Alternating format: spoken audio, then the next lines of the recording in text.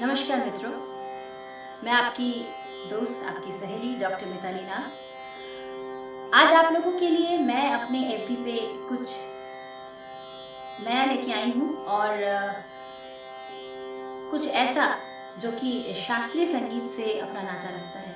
जैसा कि आप सब जानते हैं, मैं शास्त्रीय संगीत की ट्रेनिंग काफ़ी सालों तक ली है, तो आज कुछ आपके सामने एक नया एपिसोड की शुरुआत मैं करने जा रही हूँ, जिसका शीर्षक है राग रंजन। जी हाँ, तो इस राग रंजन के पहले भाग में मैं आप लोगों के सामने एक राग लाई हूँ और साथ ही साथ उस राग पे बनाए हुए कुछ ब्यूटीफुल कंपोजिशंस, बहुत ही खूबसूरत रचनाएं जो हमारे फिल्म संगीत को मिली है, वो भी लेके आई हूँ। तो जी हाँ, शुरुआत करते हैं एक राग से। और मैं अपने अलग अलग सभी एपिसोड्स में अलग अलग राग लेना चाहूँगी। और आज इस पहले भाग में मैं जिस राग का आप लोगों के सामने चर्चा करने जा रही हूँ वो है राग मधुवंती।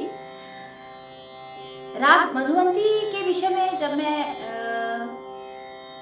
कहूँ तो उसके स्वरों के विषय में भी मैं बिल्कुल कहना चाहूँगी।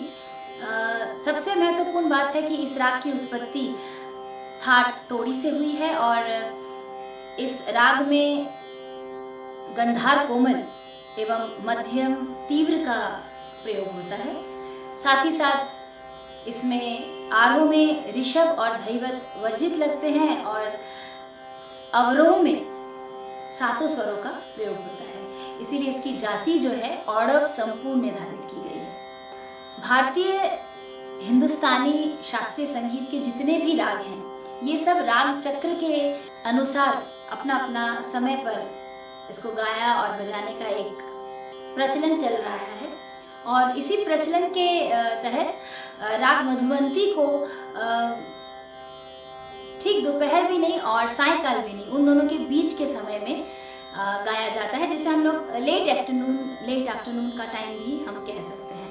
और राग मधुवंती को अंबिका सारंग के नाम से भी पुराने ज़माने में जाना जाता था और अब इसको मधुवंती नाम से ये चलन में है। ये एक बहुत ही सुंदर और श्रृंगारिक रस प्रदान करने वाला एक राग है और बहुत ही खूबसूरत स्वरों की रचनाएं इसमें हैं। तो मैं शुरू करना चाह रही हूँ इसके आरोह अवरोह से।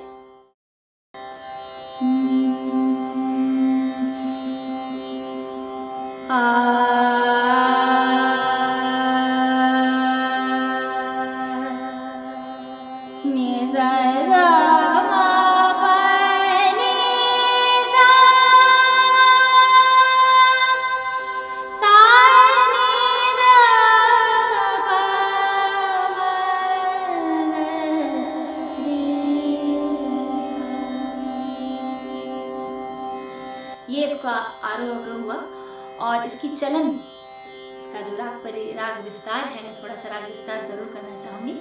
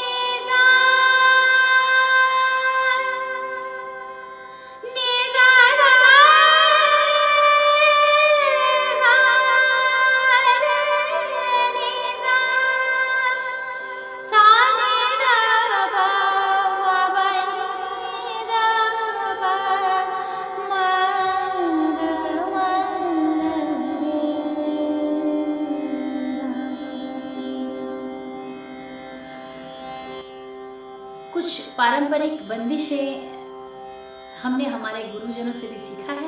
तो ऐसी ही एक पारंपरिक बंदिश जो कि 16 मात्रा की बंदिश है और इसे मैं आप लोगों के सामने लेके आई। इस बंदिश में जो नायक है वो काफ़ी दिनों बाद अपने घर आया है और जो नायिका है उसकी सहेली उसे कह रही है कि सहेली तू अपने नायक से नाराज़ ना हो, गुस्सा ना कर और इतना मान मत कर और सुंदर फूलों से तैयार होकर अपने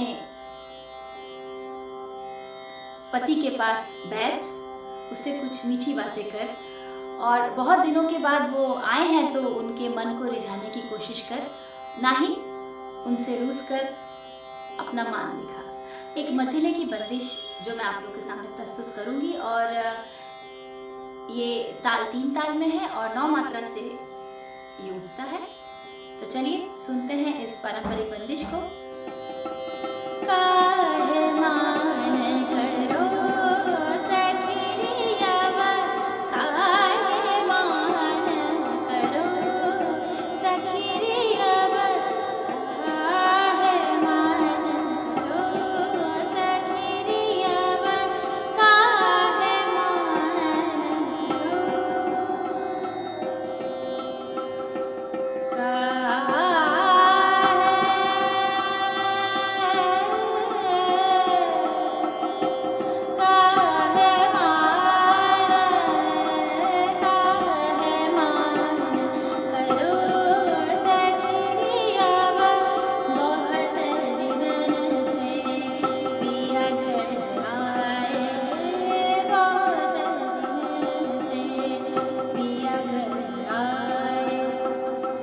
जागो मनावो रिझावो धीर धर, काहे मान करो सखिरियव, काहे मान करो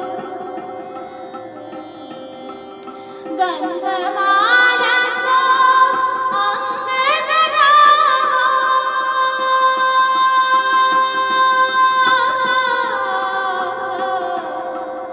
गंधमाला सो अंग सजावो, विविध रंग सोगावो बजावो, प्रीतम की अब प्रीत हरे, काहे मान करो सखिरियव, काहे मान करो, काहे मान करो, काहे मान सागम बनी सगरे सनी धम मगरे, काहे मान गम बनी सरे सनी धम मगरे, काहे मान करो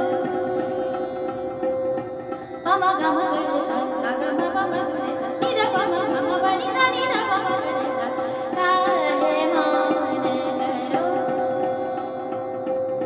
नि सा ग ग रे सा नि ध प पम प ग म प नि सा रे सा नि ध पम गम रे सा, काहे मान करो सखिरियव, काहे मान करो सखिरियव।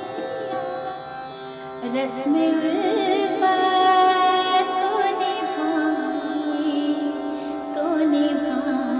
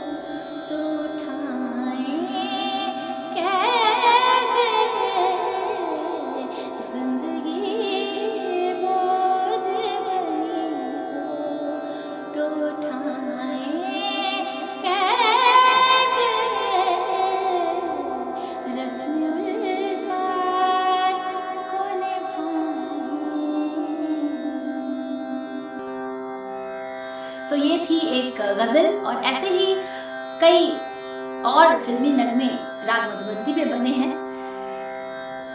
तो आज इस एपिसोड को मैं यहीं अंत करना चाहूँगी, और मेरे अगले एपिसोड में मैं ज़रूर आऊँगी एक नया राग और एक उस राग पर आधारित कुछ और फिल्मी नगमे लेके। तब तक के लिए नमस्कार।